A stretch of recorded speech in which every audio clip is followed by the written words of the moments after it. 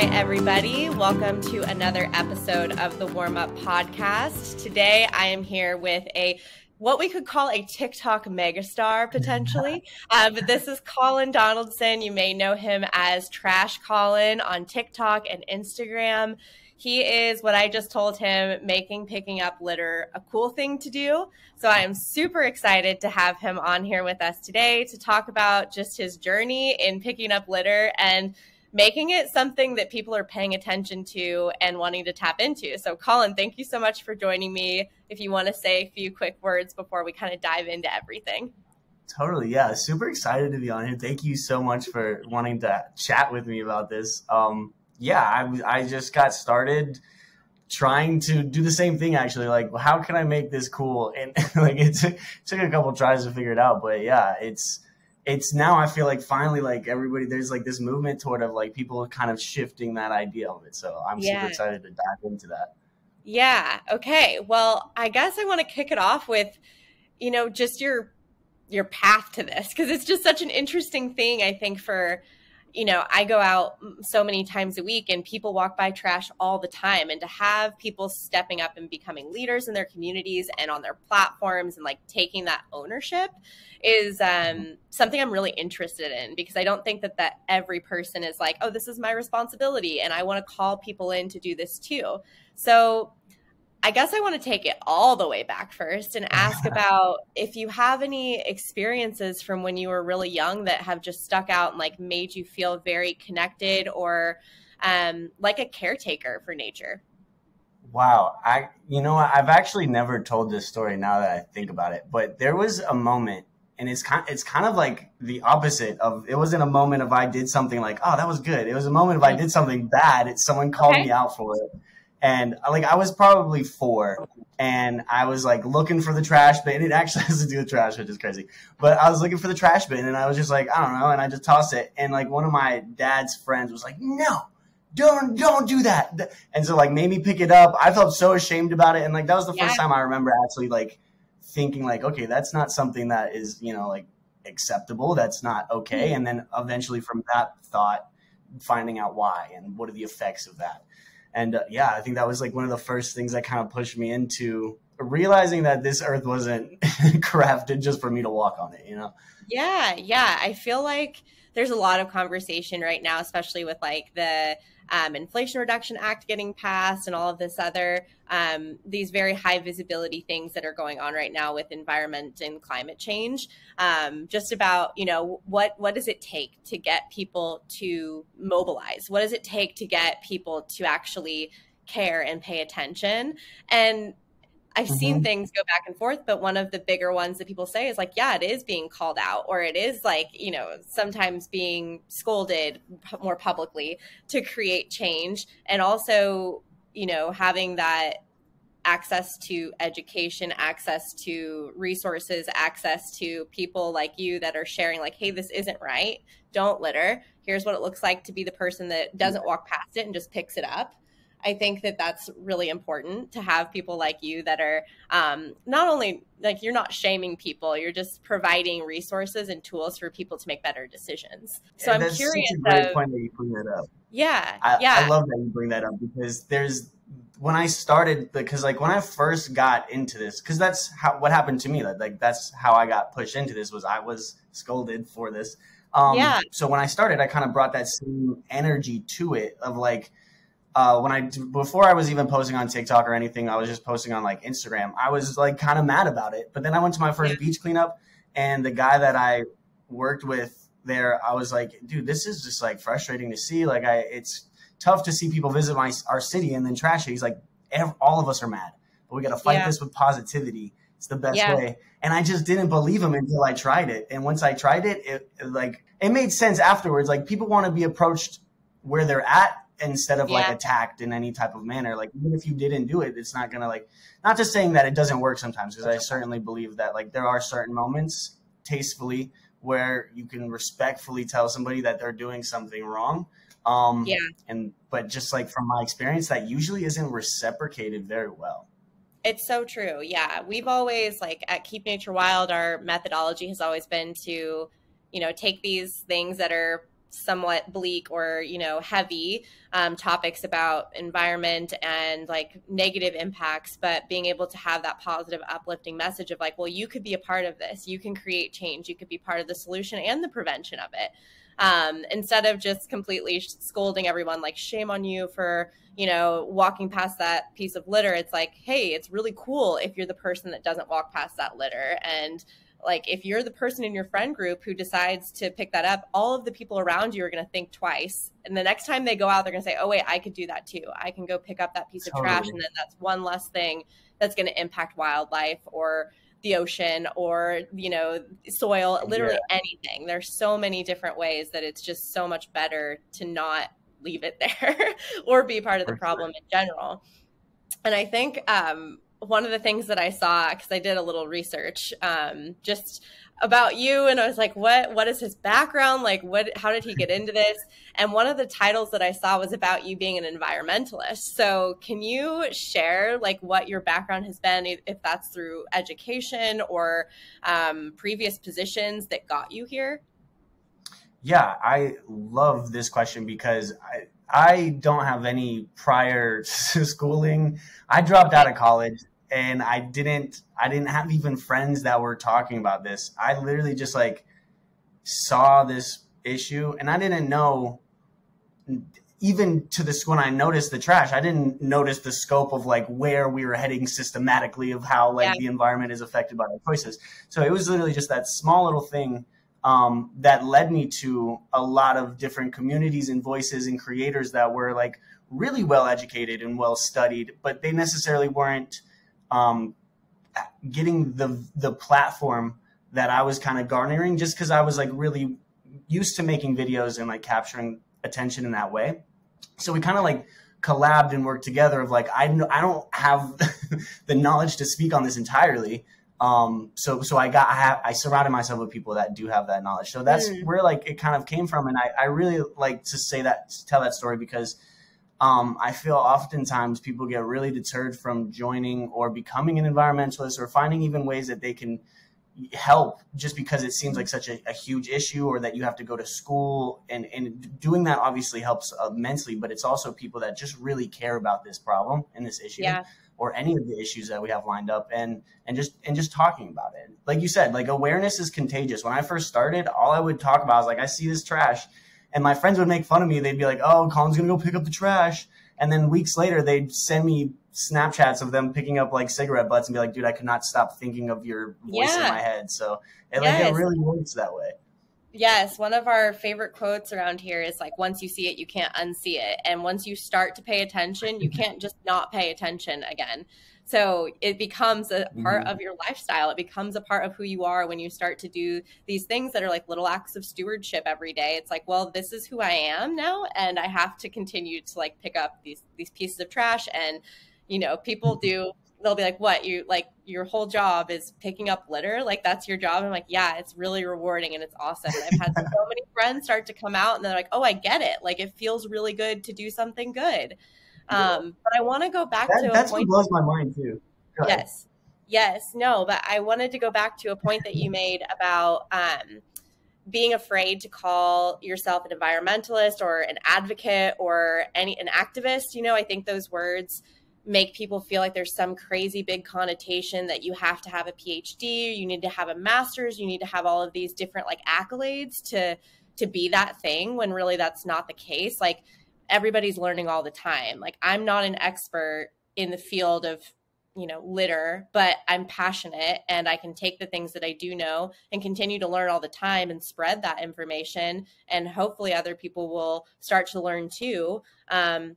And I think we need a lot more people that are just paying attention instead of being concerned about, do I have enough education or clout to speak on this? Everybody has enough to speak on something, or at least sit back and, like you did, like ask questions, talk to other people, like get involved and continuously learn more. I do see that a lot where people are like, well, I don't feel like I know enough to speak on this topic. And it's like, well, but you care about it, right? So that gives you space to talk on it because you care about it. And that's important. So I feel like that's a really good takeaway in general, is just to like not be afraid to be someone who, doesn't have maybe the degree, but you have the desire to learn and to be a part of a solution Yeah. and a movement. I just have one point. Yeah. Just adding on Yeah. top of that as well, like in this space, it's very like a lot of this like change is made on a community level too. So Yes. like just going out and finding events that are happening near you could push you into that faster and like even more of a suitable niche and pocket for you to like spread your message in a more comfortable way too, because it's just like in your own hometown, like you know that like the back of your hand. You don't have to go to LA, New York to speak on these issues. Yeah. Yeah. And like we actually just had a conversation about that yesterday with our team about, yes, policy and lobbying and everything and promoting policy change and getting involved with those big elections and big movements and bills being passed is super important. It is so important. It is everything that we need to be striving towards. But a lot of that does happen at your local, town, city, state level. So much of that legislation is going to be passed through your state before it's ever going to go up to like a federal level. So I think that that's a really important message to highlight here too, is that like local is so impactful, and keeping connected with the issues at hand and within your own circle, within your own environment, the things you see every single day is going to be that much more impactful. And I feel like make you care more when you see it, like tangibly see it. You're investing your time and your energy into something that's around you versus going to DC or something like that first. So I think that's a really great point to share and to bring up, is that, yeah, local is everything, and everything on top of that is amazing. But if we can invest, our time and our voices into what's happening, within 10, 20 miles of me right now, that's going to be way more impactful and beneficial in the beginning stages, but also like the end game too. Absolutely. Yeah. Yeah. And I'm really curious because you said you started with making videos. You said that you're really good at making videos. So like, what were you doing before Trash Caulin became a thing? Like, when did Trash Caulin become a thing? And like, what got you to creating all of these videos? So it's so weird. There's like these two sides of me that just eventually crossed paths and like found each other. So when I was in seventh grade, I really loved like making YouTube videos and just making home movies with my family and just messing around. So then eventually that pushed me into like just making YouTube videos and stuff. So then I took like a TV production class and I learned how to edit. And then I was like just into that side of things. And then on the flip side, I also grew up in St. Petersburg, Florida, which for those of you listening that don't know, it is a peninsula on a peninsula. It is like we're surrounded by water in a place that is surrounded by water. So I was like always on the beach, always by the ocean. And there also was like a bunch of different tourism that was coming in. So I met a lot of different like really cool people, then also some really like obnoxious people. But it was the mix of like working on the beach and seeing the issue every single day. Yeah. There's like Snapchats that I have from 6 years ago of me being out there like, who's doing this? Why do you come to the beach and just leave all your trash here? And it's like me from years ago. So then eventually I just came to the conclusion. I was like, I'm just going to make videos about the trash. And like at the time, I didn't know of anybody that was doing that. And like a lot of my friends definitely didn't. But so there was like this weird thing of me just like talking about it and kind of like, which is also crazy too, because I didn't have a following or a platform going into this. So this was all based off of like people caring about this. So this is so cool. Yeah, people actually want to pay attention. Yeah, and it was at a time too where like during 2020, I remember going into the election, there was like all these different issues. We remember how 2020 went, but like all these different things happening, and environmentalism was probably spoken on the least, but still ranked in the top 3 things of voters were concerned about. So people were like, this is still a very pressing issue that like doesn't even need to be televised for people to understand that what's happening. So it's coming in with those educational pieces. And then it's not so much like, I feel like people get turned off by educational content in the sense that it's like, in the past, educational content has been very boring. It's been Yes. kind of hard to get through. Like It doesn't have to be that way. Yeah. Yeah. Exactly.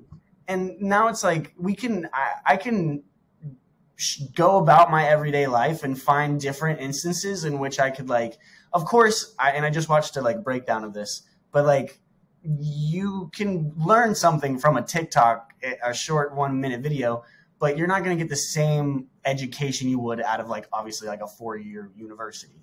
So it's like understanding the level in which you're able to educate through that platform.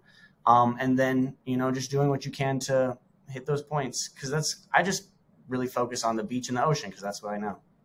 Yeah. Well, and I think that the content that you're making is also really accessible to people. So it's not talking to people in like highbrow language or like scientific language that just turns people off either. It's not throwing a bunch of statistics, even though statistics are really powerful, but it's not coming at it from this like super scientific background. It's like, hey, I'm just out here doing this thing, and you're like joking and laughing and like having a fun time too, like you doing like the trash bingo and all these different things that are like calling people in, and it's just fun. And then people catch themselves like, oh wait, I'm picking up litter, but I'm having a good time, or like I'm doing something fun, but I'm actually like picking up trash. So then it makes this thing where it's like, oh, I can go out there and do this thing, and it doesn't have to be, I don't know, like a big hefty event. I think a lot of the time, even with our program, when people are thinking about being a part of it and things like that, they're like, well, how much does this really take? Like, how much time is this going to take? Like, this feels like a big commitment. It's like, well, it really isn't. Like,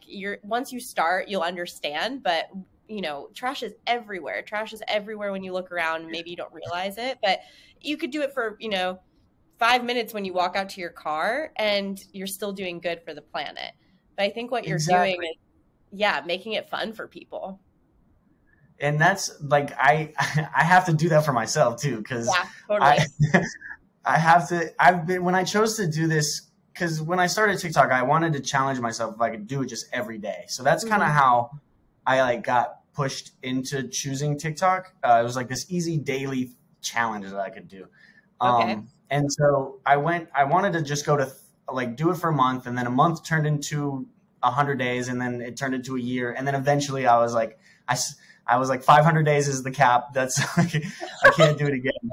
So, but now, I mean, I said I can't do it again, but now on January 1st this year, I started over. So today was day 229. Yeah. So I like it better when it's lined up with the year. It's a lot easier. I like that. But it's become like a part of who you are. It's not even like the thing that you're doing as a thing to check off a box now.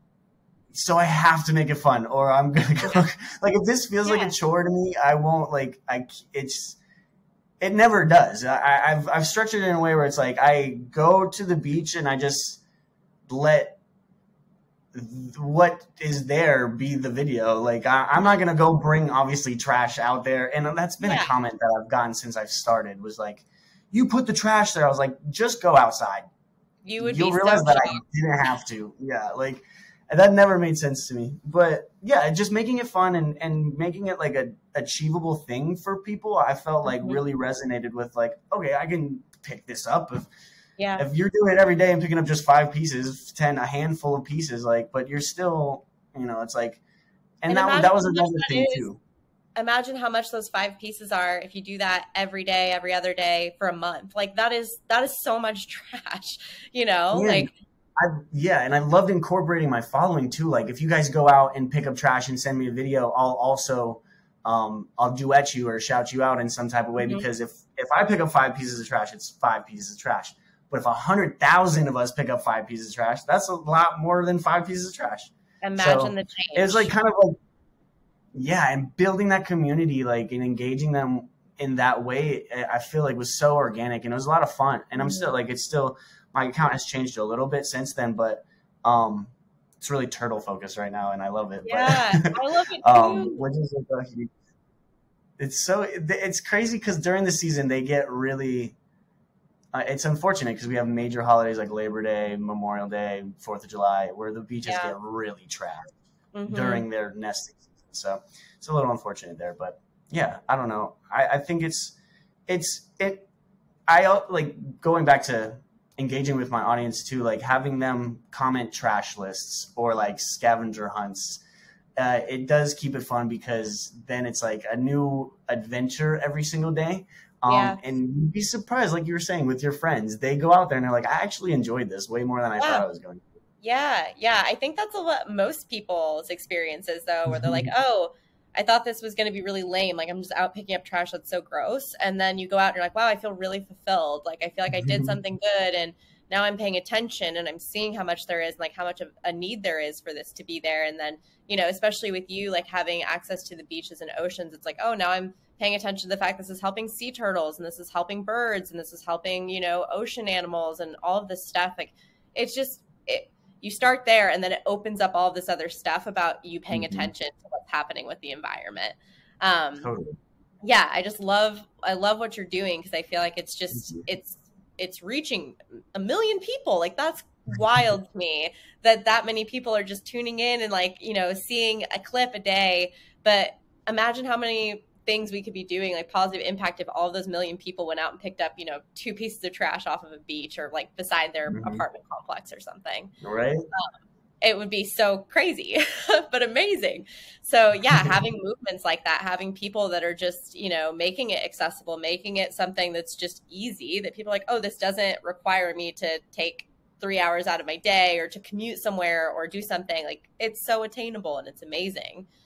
And I think like while we're on the topic of just social media in general, like obviously you're doing something that's really positive, and I'm wondering like with that, what messages do you feel like are resonating the most with people? Like do you get people that are asking about specific things over and over again, or like what do you feel like your biggest, draw or message is right now through the stuff that you're making? Yeah. That's a great question because I like to lean into the things that aren't working in a way that like in the sense that sometimes people will get the wrong idea on something and be like, so for instance, I'll post videos about like how sandcastles will either block mommy sea turtles from nesting or they'll block the baby sea turtles from making it to the ocean. So I'll go make videos of me knocking down the sandcastles. But and I understand my following in a different way. Like I have a very young following, so I'll understand that like I'm talking to kids. Yeah. It's like 7 to 14. So like I'm not gonna just be like, oh, this comment is dumb. Like you guys don't know what you're talking. Like I take those moments and like turn them into like, well, this is why this is not. And then anybody else can see that reply and that, and then also get that come to that same conclusion of like, okay, I agreed with this person at first, but now I see why this is necessary. Yeah. So yeah, it's like things like that. I like to educate in areas where people may have been misguided by misinformation in the past and kind of unraveling that and then showing them why this is actually a good thing, like why we should not, why we should go electric, all that good stuff is like, and that's a little bit further down in my like environmentalism journey that I've gotten in is like, once I realized that, okay, it's not the trash isn't the problem, it's the systems, it's the injustices, it's all of these other things. Then you get to the bottom and you're like, it's capitalism as a whole. Like, you get to the whole thing. And that was pretty jarring for me when I first got to that. I was like, I thought I was just doing great. I was like, I'm picking up trash every day. I'm saving the earth. And then I read this book and I was like, oh, never mind. Like, there's so much more to be done. And like, well, that's another thing too. Back to your comment. Climate doomism is a very popular thing. Oh, real. Currently. Yes. Yeah. And so like I love to debunk climate doomism in any type of way. And I think that really resonates with my following because it's a slice of positivity and then on a topic that is otherwise so negative. Do you want to talk on that a little bit just for anyone who maybe hasn't heard about climate doomism or where it's coming from or how to manage it if you feel it? Yeah. So I would say that climate doomism is spread there's some climate doomism that is spread unintentionally, and then there's some that's spread malicefully. A lot of the unintentional ones are because of how high, like the corporations and government entities want to portray this idea that it's too late. So why would we even try to fix anything? What we're doing right now is we're already doomed. And it's getting people to just be like, well, what's the point then? It's just going to cost all of my minute. Might as well just stay where I'm at. And it's kind of playing on people's comfortability and fear and their eco-anxiety. So it looks like in the way of like these ice caps are melting and Florida's going to be underwater. So why would we need solar panels on our house? So in times like that. So it's really easy to, I would say, if the best way to prevent yourself from spreading unintentional climate doomism is if you're someone educating or talking about it or communicating these issues, try to focus 80% on solutions, 20% on the problems, because I do think that it is necessary to follow up with statistics and facts. And sometimes those facts can spread, make people feel that eco-anxiety. Yeah. But that's why it's important to follow up with the solutions or different opportunities or campaigns that are attacking that mission in some type of manner to kind of help people realize that this is, because documentaries do that a lot. They'll just leave you hanging like, hey, look at all this really bad stuff. That sucks, right? And it's like, we got to have something to make us feel like that's not just going to be the case. Yeah. That's a perfect example, because I remember kind of in 2020, there were a bunch of documentaries that came out. We were all stuck at home. So I watched every single one of them, basically like one after the other every day. And I felt so bleak. I was just like, what do I do with this? Like, what do I do with this? And how do I, like, what part do I get to play in making this better? Like, what can I do? I'm one small person. I think a lot of people feel like that, which is why I wanted to kind of like stop on this topic and talk more about doomism, because I think right now what we're seeing is like, we have endless access to information and things happening all over the world. And if you read the news, it's just bad all the time, like one thing after the other. And it is so overwhelming. And then, you know, if you experience some kind of natural disaster, or we're seeing obviously like the hottest temperatures we've ever seen, and then it's like, and it's snowing and that doesn't make sense anywhere. Like, you know, we're seeing all these floods and all this stuff, and it can be very overwhelming.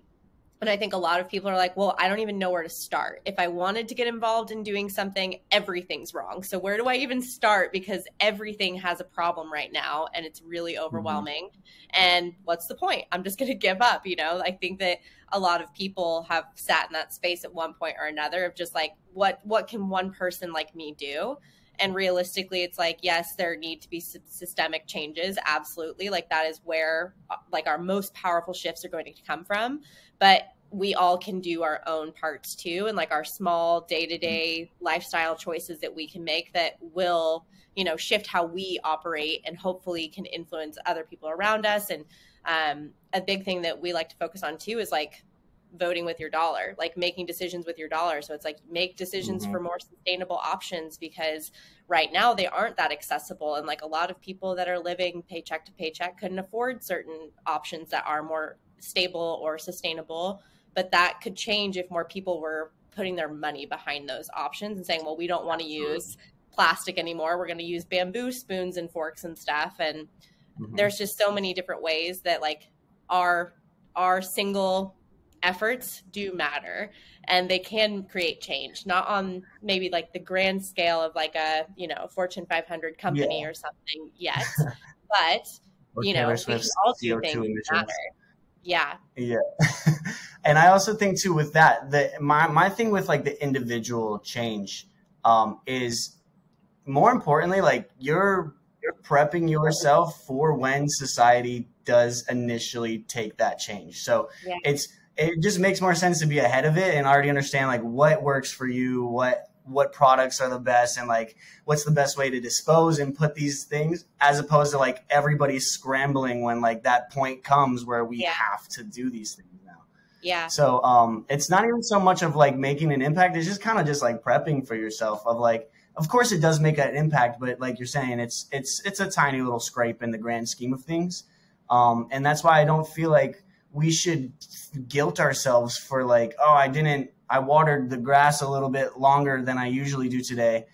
When we got like celebrities like Taylor Swift literally and Kylie Jenner taking 3-minute flights and flying 100 times, whatever it was. Like, it's like that's defeating to a lot of these people too, is like, okay, we're working, talking about this every single day, and now this is the reality of it. Yeah. Is so it's definitely a thin line between that motivation that you got to keep doing it because you know what you're doing is good versus like you feel like you continually are just taking losses because of the doomism that is being spread.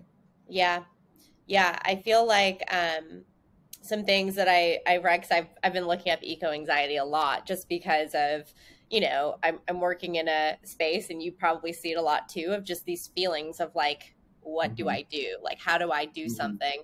And so much of the response about, how to manage it, how to alleviate it was, taking breaks from consuming too much media, and also getting out in nature, like caring for nature. It makes you feel good, and like you're doing something with those feelings. And like I can attest that anytime I go out and even just take like a 5-minute walk around the neighborhood, like the walk is really good for you. It helps clear your mind. But when you're doing something that's good along with that, I can walk inside and be like, okay, like I feel productive. I've done something. Like the neighborhood is a little better off because I just did that. And there are animals that are no longer going to eat pieces of food wrappers because I went out for 5 minutes and picked them up off the ground. And those pieces of glass aren't going to get shattered, and then animals are going to walk on it, and it's going to become like Mm-hmm. embedded in the soil. So I feel like even taking those little minutes to just kind of bring yourself back to like grounding, um, it's so Definitely. helpful. And there are so many things we can do to kind of,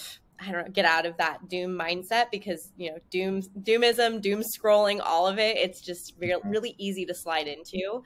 And Mm-hmm. this is a word you use too, about just being very comfortable. I think that that is a perfect thing to describe, is like a lot of people get very comfortable, and they're like, well, I don't want to change, and I don't want to go out and pick up trash because it's not my problem. And something that we've Mm-hmm. talked a lot about is, it may not, I didn't toss that piece of trash there, but I am a human, and that trash wouldn't exist if I wasn't here. So it's very important that I'm part of the solution for removing it, because these wild spaces, it's not meant to be there. That's not a natural thing. Yeah. Yeah. So I feel like I'm sure that's something that you probably have to touch on whenever you're sharing media too, right? Like when you're creating content, do you feel like there are certain themes that come up a lot, or like that people are asking about a lot? Like, why does it matter? Like, do people ask you, why is it important to pick up litter? What's the point, or anything like that? Or like, do you have Yeah. questions that come up often? I've gotten I've gotten a couple comments like, and it's just kind of like that's the climate doom, and I think that my audience and I have a really strong understanding of each other because I'll catch those comments and then I'll go to reply, but when I do, I'll notice that there's already 2, 3 replies of people already saying exactly what I was going to say. So I'm like, okay, I so love that. the people that are sticking in and like watching the videos are getting the messaging, and sometimes it feels really redundant of me saying the same thing on the third day in a row, but like it's just like if you change it up a little bit, you make it a little bit fun, you say it in a different way, show a different. What I love is like visualization. Like people Yeah. really, like, when you can visualize it, it's so much easier for you to understand it. So, Yeah. yeah, like I do get questions sometimes of like, it was more so early on. It was like, and it was kind of like one person's not really going to change this or something Mm. like that, and it's like, and sometimes when I'll do specific videos, they'll be like a negative kind of comment section in terms of like we can't ban plastic bags because I use them as grocery bags. It's like like let's figure something else out then. I don't know. Yeah. But Yeah. yeah, not so many too much questions though, like of like direct, like I don't get like necessarily common themes. But yeah, I've had different concerns that are really just kind of just like I feel more of just like a child's imagination of coming up with different things that could be Yeah. possible rather than like Yeah. this is something that I actually heard or something. Yeah. There. Yeah. I feel like a lot, I would assume, and this is, I don't know these people's minds or anything, but I would assume that a lot of people, if they're asking, if they're deflecting or like putting something negative, it's because it's like a fear, or, you can't take away how I do my day-to-day life. Like, what am I going to do if I can't go grocery shopping like normal? Or, Mhm. it's like, it's the comfort thing coming back into play, I guess, is, Yes. people being able to comment like that. And I guess I was curious of, if you're talking to kids that are pretty young, you might be their first interaction with environmentalism. You might be the first thing that they're coming across of like caring for the planet. So I would assume there are a lot of questions Mhm. that would come up, but maybe not. And they're just like, that visual draw is such a, like, we're such visual creatures that it's probably so Yeah. powerful, impactful. But I would assume that kids would be like, wait, like, what's the purpose of this? Or, and maybe it's just that they go back to Yeah. their parents when they're asking.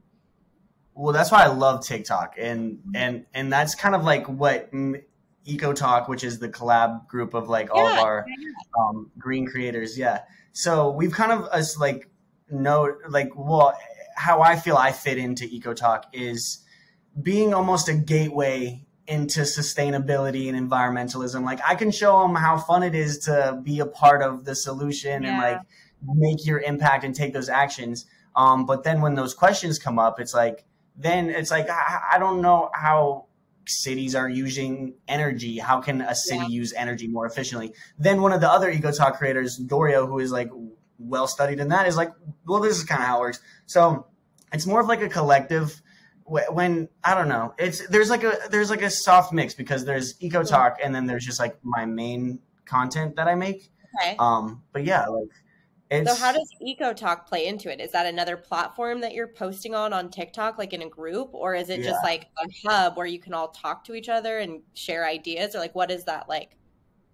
It's like a bit of both. So we're Okay. like a organization that came together, not an organization, we're a collective that came Mm. together.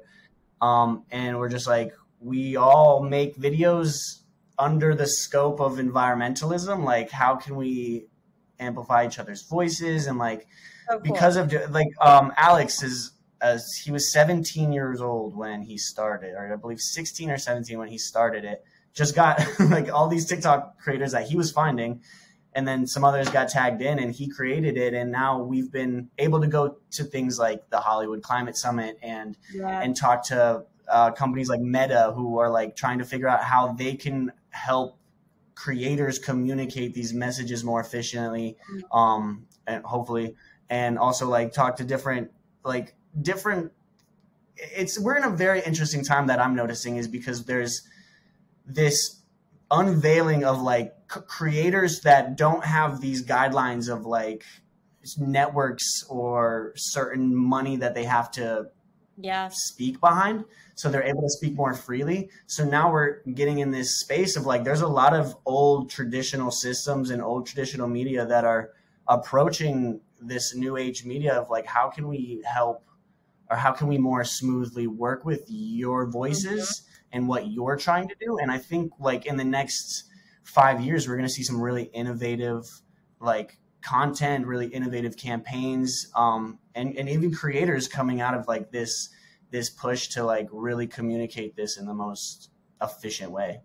Okay, so I have a couple questions relating to this now. So what is it like for you to get to go to these kinds of conventions and summits and like interacting with people that are, really experienced or like really high profile in these areas? Like personally, what is that like for you? Do you feel like you're gaining like that much more like knowledge and like on your way to being able to say like, hey, I feel like I'm kind of an expert in this area. Like I'm growing in this way. Maybe it's not textbook expert, but it's like experience expert.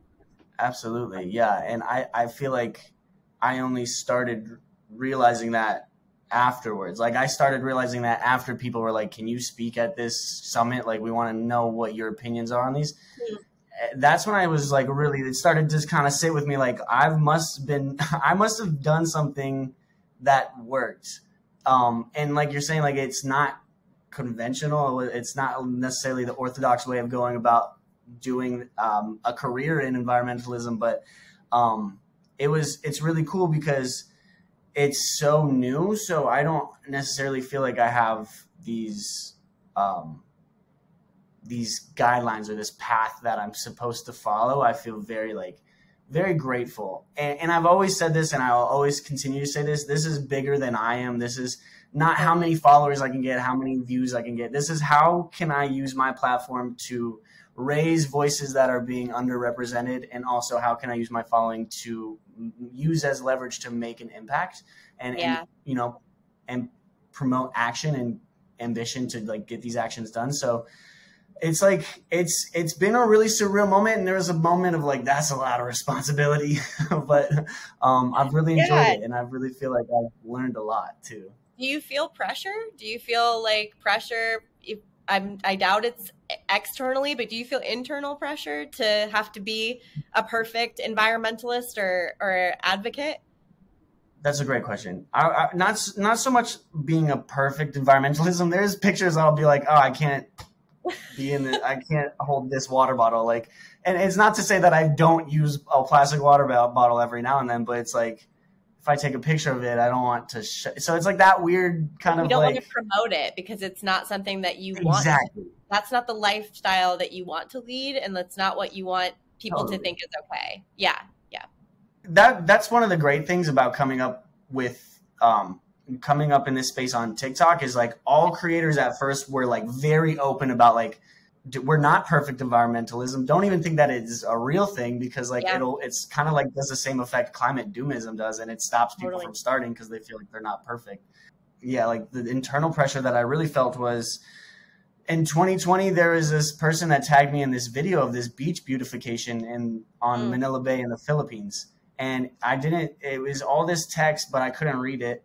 And so but it was basically just like, there's a bunch of trash on the beach, fun transition, beautiful beach. And I was like, oh, that's so cool. So like I duetted it. And I was like, shout out to Manila Bay. This is the Philippines. This is so cool that you guys beautified this beach.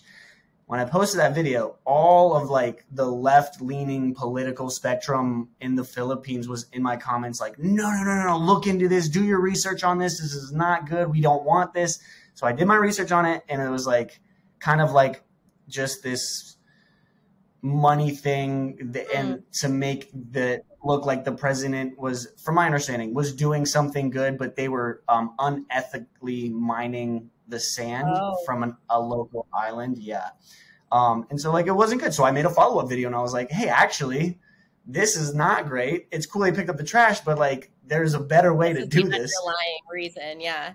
Yeah. And so like when I realized that's when I realized that I can't just go on TikTok and just start posting videos. I like managed to anger both sides of the political spectrum in the Philippines in 2 videos. And I was like, okay, I got to settle down. Like I got to really intentfully go about this. Yeah, that's fair. And it's also hard because I do think that that's a lot of pressure to put on people to know everything that's going on in every place. And, you know, if you're advocating for clean beaches without litter, that looked amazing. That's the dream. And it is fair. Yeah. Like we should do research and like understand, you know, the facts of situations before we share them. But sometimes it's like, how would I have known that kind of thing?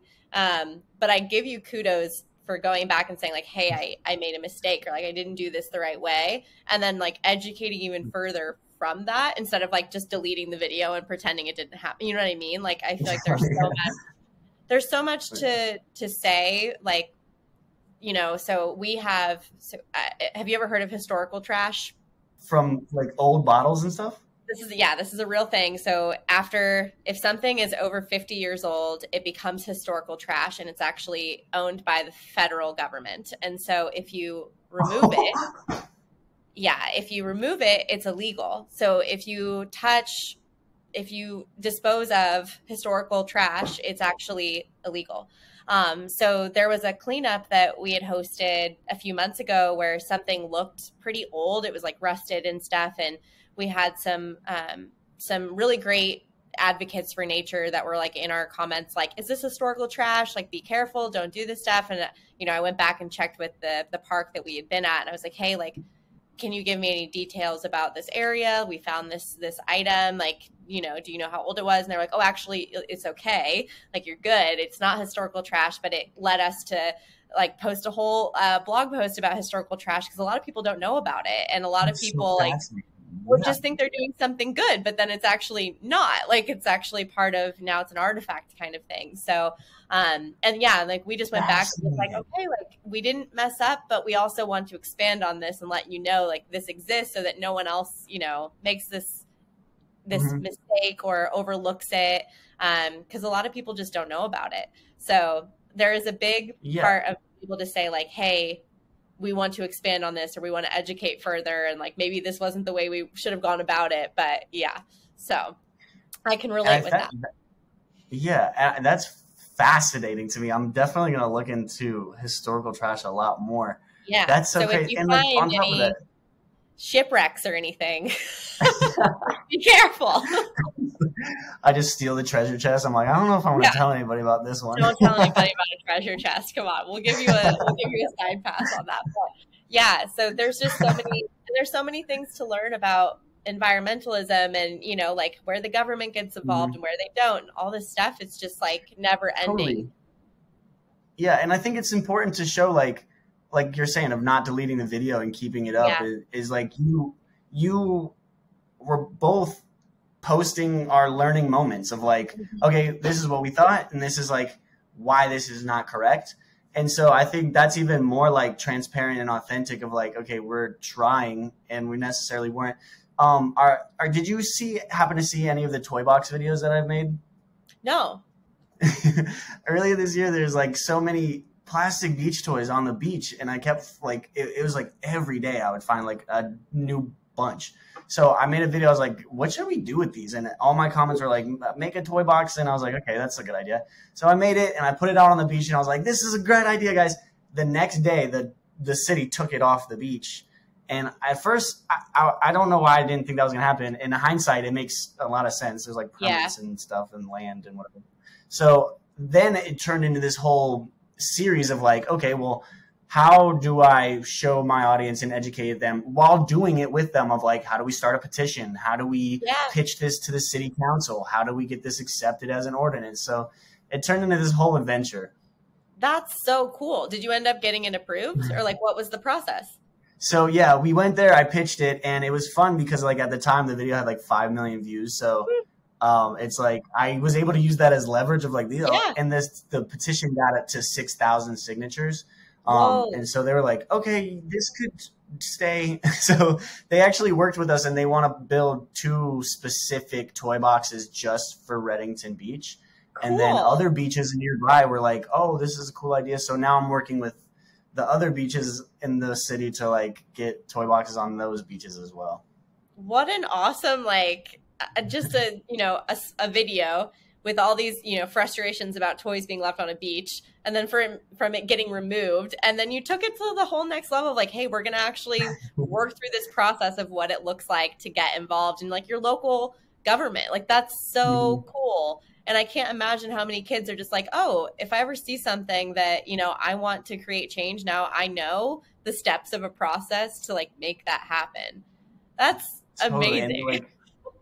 Thank you. And I honestly learned it while doing it myself too. And it's actually way easier than you would imagine. You just like go, and it's really cool too, having like, from doing that series, I've met a lot of my city commissioners, and now I go to a lot of chamber meetings and different events. And so from the toy box, I was able to, my city approached me. They're like, hey, spring break is the biggest part of the year. Like, we'd love to, we tapped into voluntourism. So like, people are visiting, and like, let's have them volunteer while they're here to help us keep our city clean while they're enjoying it. So we did this 6-month campaign on 6 different beaches, or 6-week campaign on 6 different beaches. Every week we had a different beach, and a bunch of different people come out and pick up trash. And that happened because I went to the town council, and I met these people that like, it went to that. So now I feel like I'm really able to, and this is why I really advocate for get out there and just start, because the famous saying is one person can't make a difference, but like, don't look at it like that. Like, you're part of your community. Like, your community can make a difference. Like, it takes one person. And I'm referring back to like when you said like you started and your friends were making fun of you, and it's like, it takes one person. And then they saw that, and they're like, oh, okay, maybe we should make fun of him. Let's join him. You know what I mean? Like it takes one Exactly, person to create a movement to start change. Like if no one ever starts, nothing happens. Like, exactly. everything changes with one person. I think that's so silly to say like it can't happen with just me. It's like everything can happen with you. Totally. And back onto the point too of like the getting into nature really is what pushed me into it, because I would spend every morning, like before I was doing this full time, before I had to go to work, I would spend every morning just in the sand. I would take a moment, just like listen to the waves, look at the clouds and the colors. And like, I really felt so in touch with like, and then finishing off the morning with like just picking up some trash and making a fun little video about it. Like I really started every single day in the best possible mindset and energy just by going out and doing a little tiny thing. Yeah. I love and just that. caring. It really is just at the end of the day. Yes, it's so true. Yeah.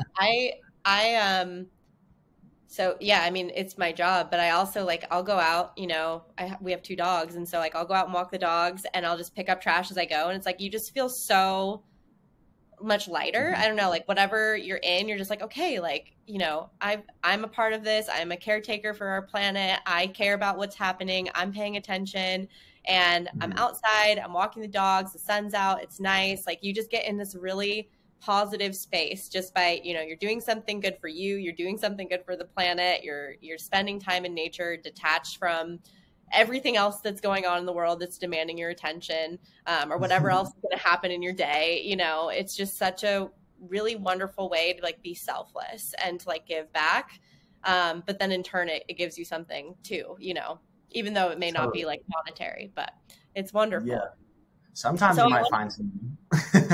Yeah, it's true. You might. I found some interesting things. Okay, I have a couple questions more so about like your trash adventures. So I'm curious of how much trash you think that you've picked up so far, if you had to guess. If I had to guess, like in weight, or like in numbers, in weight. Yeah. Oh man, I would say maybe I've hit at least a ton. Oh yeah, at least, for sure. Okay, yeah, I would say probably like 2. I don't know, because like it's so hard to gauge this question sometimes, because like sometimes I'll pick up 5 pieces of trash, other days I'll pick up like 2 bags, and so I don't like. If I went back, I know I've picked up at least 100 pounds worth of cigarette butts alone. Oh yeah. Oh my gosh, it never ends with cigarette butts. So gnarly. So yeah, I have like a cigarette butt. I was challenged to fill a milk jug of cigarette butts, and I'm about 75% of the way done, but I like left it in my car, and now my entire car smells like cigarettes. Oh no. It's so bad. They're the bane of our existence in so many ways. Well, okay, aligned with that, talking about cigarette butts, what are the top 3 most common things that you find? I'm assuming cigarette butts. Yeah, easily. And then I also find those sanitary wipes all the time. I do not understand it. Like it's very weird, like wet wipes or something. And then it's a toss up between like food wrappers and just like pieces of plastic. Yeah. What are do a lot of those things come out of the ocean during high tide, or is most of it just left on the beach that you find? That's such a good question. I have never been able to speak on this because I'm still like discovering this. Like it depends on what beach you're on, what the tide is like, and where the beach is located. Sometimes you'll find a beach that like won't have any shoreline garbage at all because no trash is being washed ashore. Yeah. Granted, there'll be hurricanes or storms that come in that'll like kind of change that. But like for the most part, there's like my beach that I live on, there's no shoreline trash. It's mostly people coming and visiting and leaving it around, or the birds picking it out of the trash cans. And then like when you're at Miami Beach, or if you're like kind of like at a Cup or the Keys, like they're just places that just catch trash.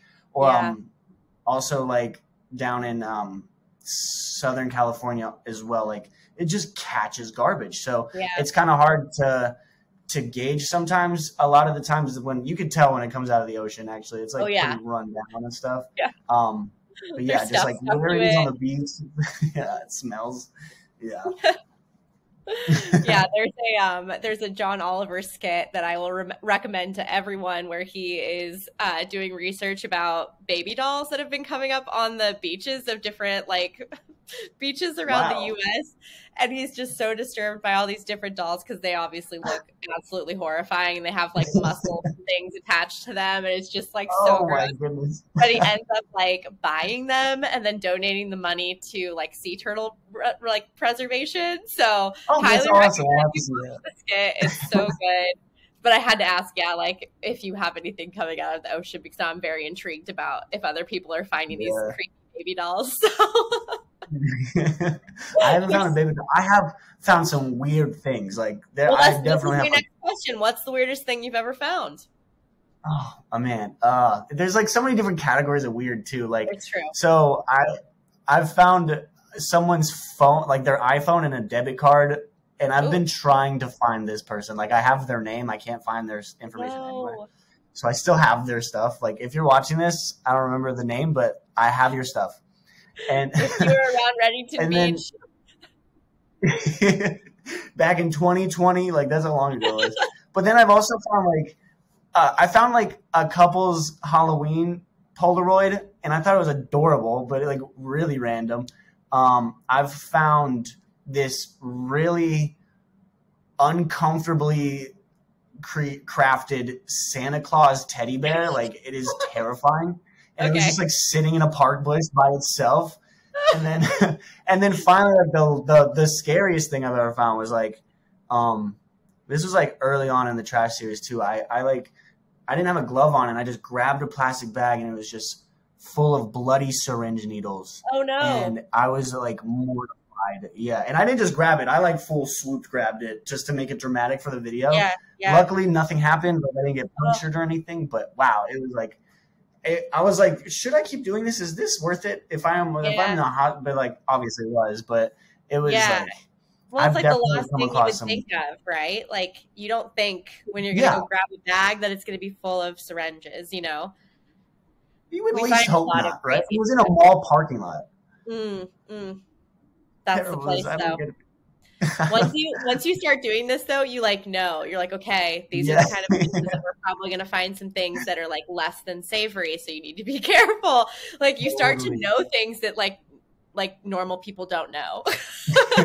I got every trash mapped out in this city. Like, Yeah. you need plastic straws? I got you. Yes. Yes. Okay. Well, I have to say thank you so much for sharing time with me. Thank This has you. been so fun and like so inspiring just to talk to another person that wants to geek out about trash.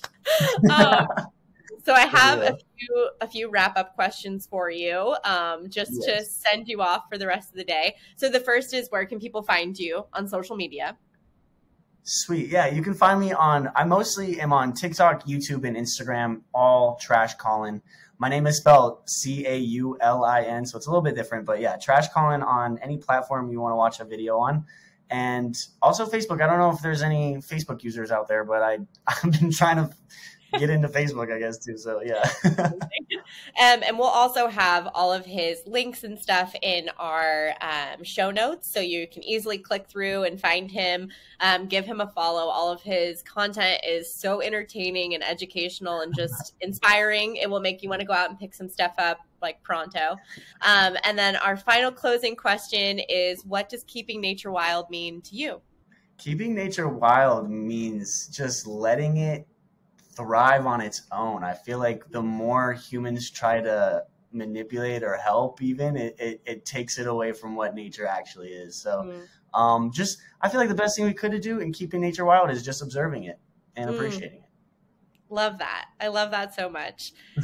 What a great place to end, of just, go out and appreciate some nature today. Just observe it and say thank you. Truly, Yes. like it gives us so much. And the smallest thing that we could do is just help keep it clean. So Caulin, thank you so Absolutely. much for joining me. This was such a pleasure. I hope that Thank we'll you be so much for geeking out having me. about litter again in the future. So Oh, I'm thank sure we you. will be. Yes. Yes. Have a great rest of your Wednesday, and we'll talk soon. All right. Have a great one. Thank you. You too. Bye.